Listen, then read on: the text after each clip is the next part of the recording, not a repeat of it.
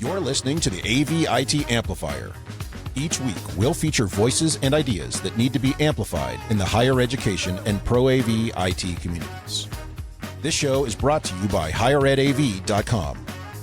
And now here's your host, Ryan Gray. Hello, everybody. Thank you for tuning in again to the AV-IT Amplifier. This is your host, Ryan Gray, and I really appreciate you tuning in today. I have another little bit of an oddball episode for you today to kick off the 2024 year. A happy new year to everybody out there. I am recording this Tuesday, January 2nd, so one of those weird times where it will come out almost immediately after recording. And for this first episode of the year, I went through a couple of different ideas of things to do, and I'm very excited about the coming year. Some of the people that are lined up, the voices and the ideas, but a lot of podcasts, a lot of people do a little bit of a year in review or something like that. And in the long run, finding clips for the best of the year is actually takes a lot of time. It's a lot of work and something that I just wasn't able to get together, and that's okay because. Podcasts are forever, so you can always go back and listen to those. I just want to, but I do have a quick show planned for you today, and let's not belabor the point any farther. I want to start out today with a shout out to my friend and coworker, Lucas Baker. He threw an idea at me before we left out on break, and that was, we had been joking some time ago about doing fake commercials for the middle of the episode. One of them I actually kind of put together, and it doesn't really matter, but when I was interviewing Chris Netto with Starin, that was at Infocom this past year, we tried to put together a little fake commercial, if you're really working on a hard AV problem and you don't know what to do, try Starin. That is, look at a window, look through the window, and don't look away. And eventually, you know what I'm saying, the answer will come to you. A pun. Sorry about that. But what he said to me before we left out was, he said, I got an idea for you for those break-ins or commercial break-ins. Instead of trying to do something funny, you should do the gray matter moment.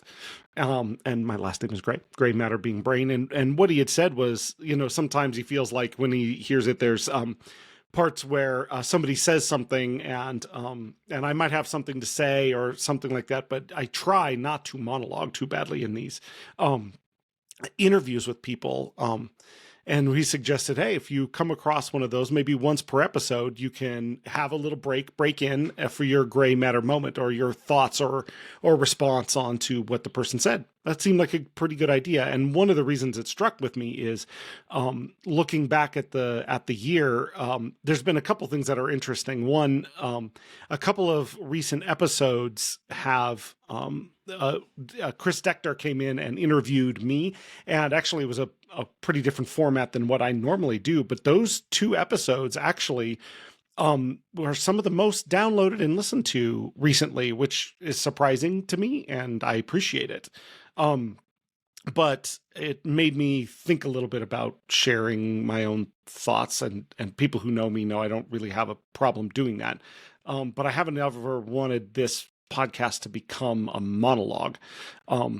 So I'm taking a risk based on that, that thing that maybe there has been some response to hearing me a little bit. And you can see how uncomfortable I am even just saying that. So shout out to Lucas for the idea. So this is going to be Ryan's gray matter moment and a little mashup with the best of the year. So one of the other things about the podcast as I look back over this past year is the most downloaded episode is the first episode. I can assume that means a lot of people listen to it and were like, meh, I'm done with this thing and haven't come back. But interestingly enough, the second and the third highest downloaded episodes are actually episodes 4 and 5, which are the interviews with my wife, Molly. And it's actually one of the episodes that I've gotten more responses to, more questions about, and have heard a little more interest in. And that was kind of encouraging to me from the beginning, in that people maybe were wanted to hear things that maybe weren't all tech heavy. But it's been very cool. So and my small effort at a best of, I have prepared one clip from the second episode with her and going to add a few thoughts to it. And I'll give you one preamble to that, which is this past year, and I can't remember how far back it goes reading of these, but I want to start with a book recommendation I've given before, and it's a pair, and it's Simon Sinek's Start With Why and Leaders Eat Last. I think they make a pretty good duo. And if anybody, I'll just throw those out there as books that I think have ideas that will make you think. They're not always, I don't know how highly researched they are, and that's not always the point. And they're not ones that I agree with everything that are in them, but they're ones that have at least made me think about things in a different way, or at least they spark ideas in me. And one of the things that I really pushed against when it came up, and granted, it's not, nothing I say is an original idea. All I do is repeat other things. And even as I reference these books, I don't think the following thing Simon Sinek would say was his idea, just something that he highlights at the beginning of Start With Why, is the concept that that almost all human decision making is actually emotional, not rational. And that we have built this idea that as humans, we've risen above our emotional brains to make decisions based on our rational brains. And that, but that an actual study of human behavior shows that it's still the motivations and the concerns and things that that were developed in the mammalian, the human brain, 50,000 years ago on the Serengeti, just trying to survive in tribes, that continue to inform what we're doing today. We may be good at explaining them after the fact with some sort of rational explanation, but that in the long run, that those motivators, those more deep ingrained, emotionally driven desires or instincts continue to drive most of what humans do today. And then, so it's on top of that I'd like to layer Molly's answer to this question. The origin of this question is one of my favorites. I think the first time I heard the phrase said this way was probably by the pastor of the church I grew up in. His name is Dr. Joe Bettridge, and it was the idea. The question is: Are humans generally good with a proclivity for evil, or generally evil with a proclivity for good? And I like the word proclivity because it kind of gives that, like, oh, I'm generally this, but I dabble in evil, or I dabble in good, and the question has stuck with me over time, especially through college and some of the time where I dabbled in the idea of and took some classes, but studying philosophy, and so I've brought it into the podcast because I think the answers to it usually start a conversation that is kind of interesting, but it usually catches people off guard to have a question like this one hit them. So with that said, I'll play this clip. You can hear Molly's answer to this question, and then I want to unpack. And also, if you're watching, this is from a time period of the podcast before we were doing video. So there's not a video of it, but I do have the transcription up there for you. Okay, switch gears. Okay. Are people generally good with a proclivity for evil, or generally evil with a proclivity for good? I don't think that people have a proclivity for either good or evil. Okay. I think everybody's doing the best they can. And so I think sometimes people are good when they got their shit together, and I think sometimes people are evil, but I don't think there's any one class of people. I think everybody's doing the best they can.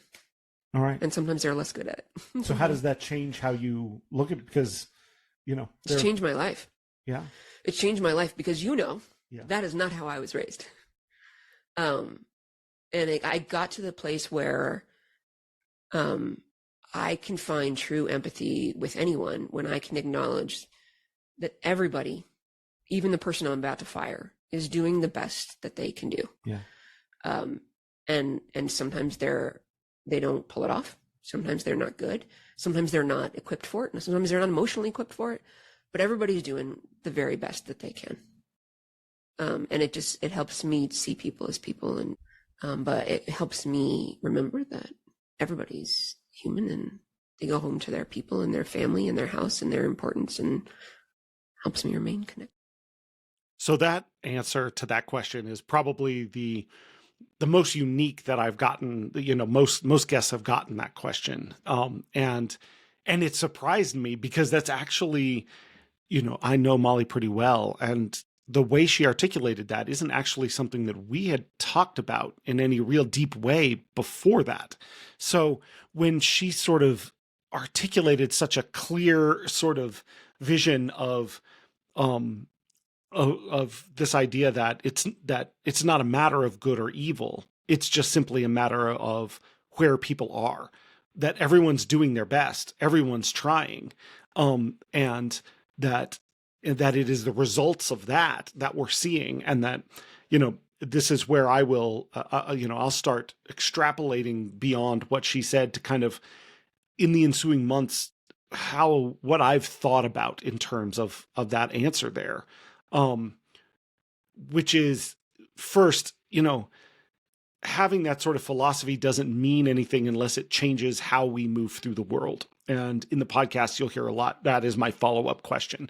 When somebody gives their initial answer to whether they, to that question, my follow-up is, okay, so how do you put that in practice? What does that mean to you as you go through your daily life?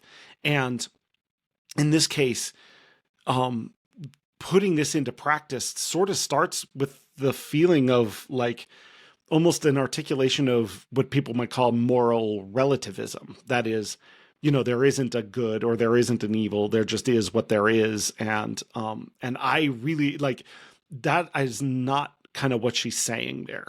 I think the key with this is it takes the concept of whether people are good or evil to a different level. And in one sense, she sort of rejects the premise of the question, which I appreciate, because how many times are we really dealing with, what would be viewed as pure good or pure evil in our life? We're not. We're usually dealing with the gray areas in between.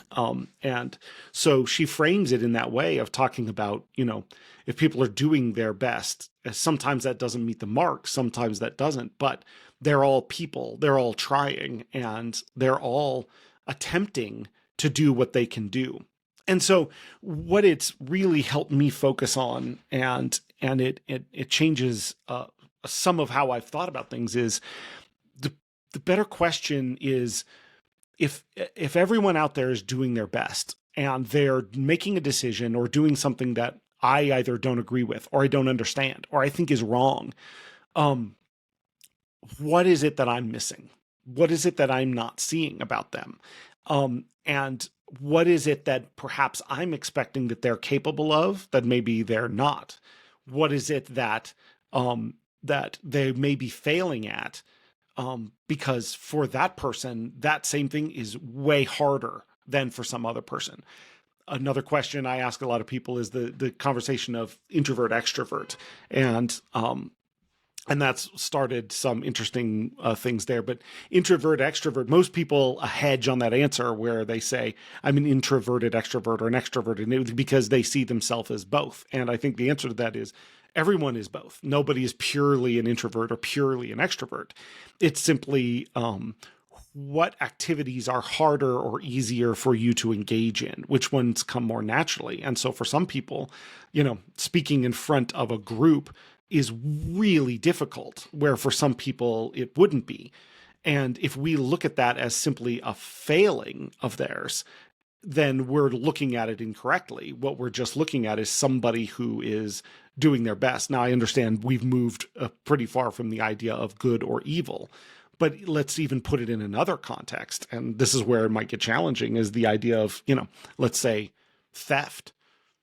And there are people for whom the idea of theft in any case would be considered something that's evil.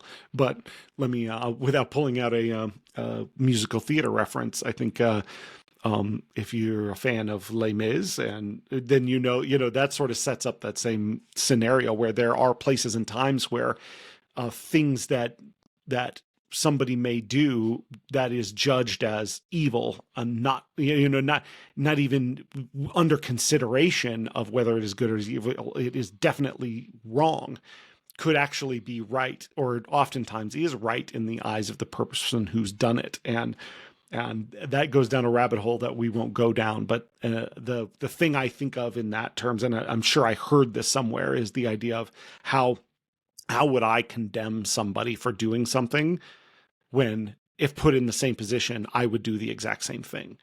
That can be a challenging thing. So when we talk about working in higher ed, when we talk about our workplaces, when we talk about our relationships with people, it's a challenging thing to remember.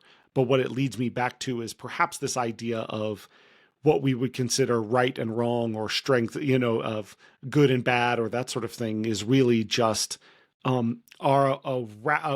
trying to place a rationality on something that is actually far more emotional or ingrained or instinctual at its base.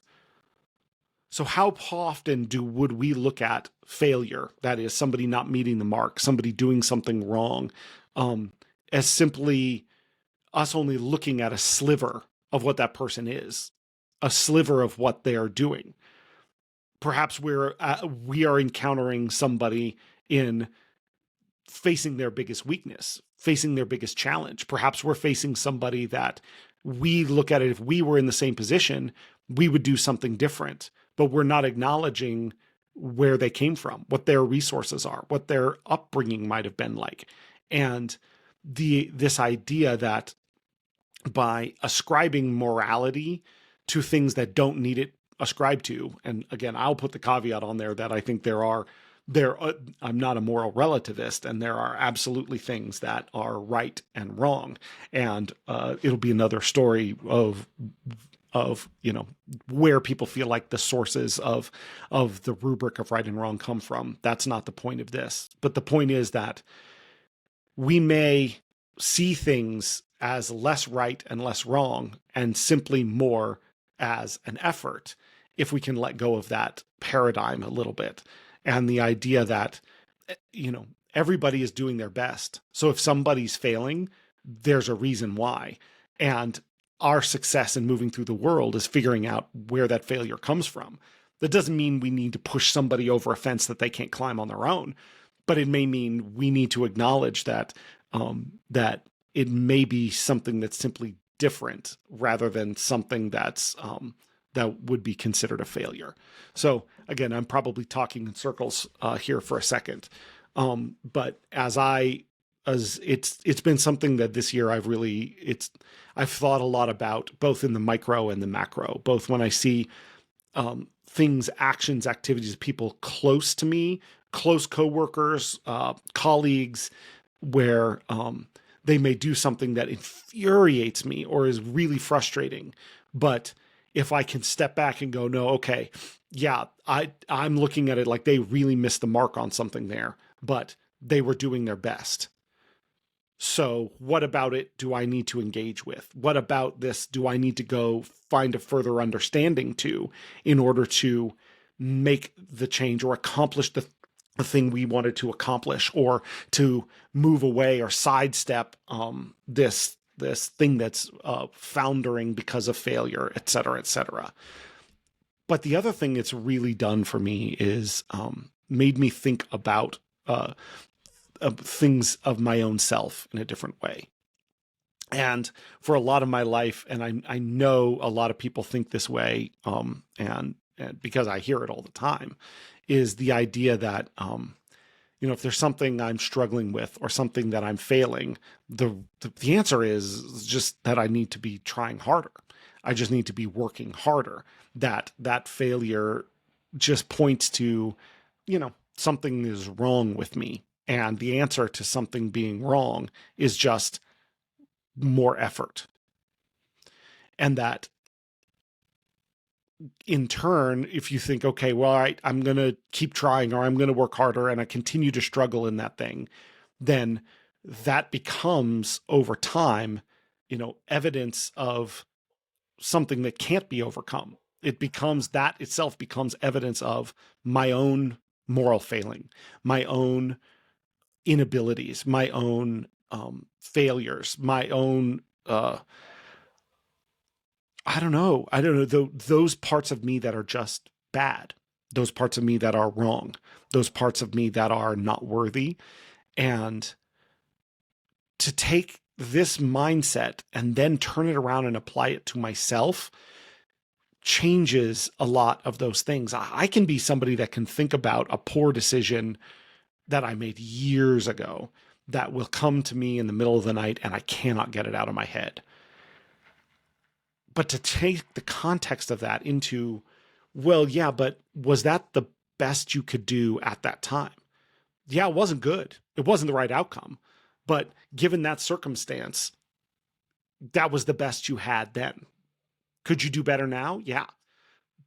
But at the time, maybe that's all you could do with it. So it turns it from an idea of trying to figure out, what do I need to do to fix what's wrong with me, but more to an effort of, can I truly understand myself? And can I accept myself? And then from there, you can actually make improvements. But you can't do it without first being able to truly understand yourself, understand what your best is, accept that that's your best, be okay with doing the best that you can, and then finding the ways to make improvements. And that improvement, what it frees you from is the idea that improvement just comes from working harder, from just trying harder next time, from just being better. Because that doesn't come with a lot of actionable stuff. That's the basic way of looking at it. But if you can look and acknowledge and go, there's a part of my life that I'm failing at. There's a part of my work that I am not achieving at. But I'm doing my best at it, and I'm not meeting the mark. What do I need to do? Instead of just crashing into the same wall and just hitting it harder the next time, I need to figure out how to avoid the wall, how to change the task, how to set up a new regimen, how to set up a different habit, and to then truly engage in the idea that success comes from change, but that change is more about setting myself up for the success that I want, setting up the end result in a way that meets my own strengths and weaknesses so that my best can actually achieve the thing. And it works a lot on understanding that I have to rely on the best that people around me can do and make their success my success. And I've talked a lot about that, and I'll let that go. But to do that, to make that kind of improvement, and to look and truly understand and accept yourself, especially the parts that you may not like, and turn those things from things I don't like to just things about me that I can now understand and work with, it takes a lot of bravery. It can be really hard to do.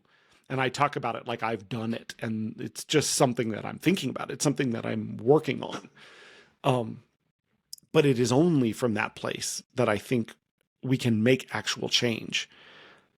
You can only if you're cutting down trees in the right forest, are you actually, accomplishing the mission. Sorry to mix metaphors, accomplishing the mission. It doesn't matter how good you are at cutting down trees. If you're cutting down trees in the wrong forest, you're not getting done what you're supposed to be done. And this is one other thing in my life that has helped me try and recalibrate where I'm trying to do the work so that I'm aligning it with who I actually am and what my actual strengths are. But it takes a lot of bravery to try and hold up that mirror, truly look at yourself, truly understand what your best is, and know that changing your best to be different tomorrow than it is today means truly understanding, accepting, and God loving your best parts and your ugliest parts. And the one salve, I'll get to the one thing that has made that easier for me is to understand and to have people that I respect share with me the idea that no one has their house in order.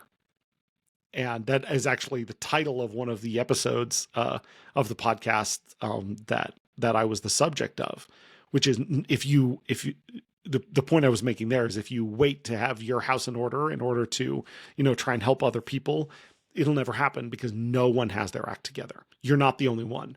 I do not have my act together. And the people who you look up to, they don't either.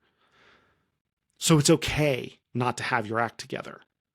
In fact, it's expected. In fact, anyone who pretends that they do, we know they're full of crap. Excuse my language, but we know it. Everyone knows it.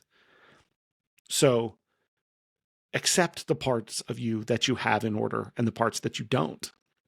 And from there, you can make change. So anyways, if anybody hung in through this episode, I appreciate it. This will be Ryan's gray matter moment for the day, and a way that I am just where my mind is kicking off a new year. I hope that people out there have a great 2024. Thank you for listening.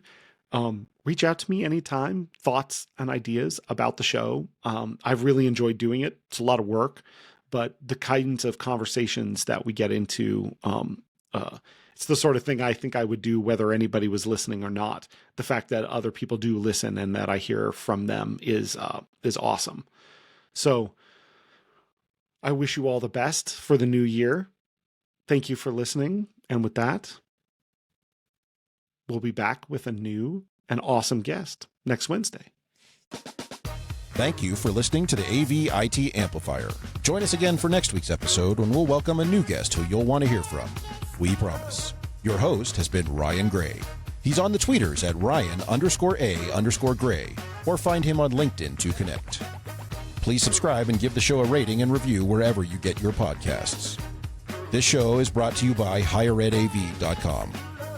The views expressed here are not necessarily those of our respective institutions, employers, or sponsors.